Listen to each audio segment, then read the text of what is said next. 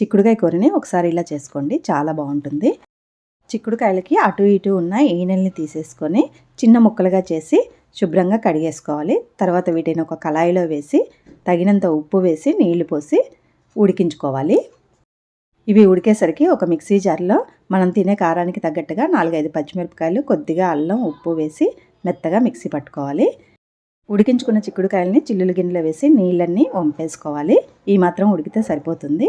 తర్వాత స్టవ్ పై కళాయి పెట్టి ఆయిల్ వేసుకొని వేడైన తర్వాత పోపు దినుసులు, ఎండుమిరపకాయలు, ఇంగువ, కరివేపాకు వేసి పోపు అంతా వేగనివ్వాలి.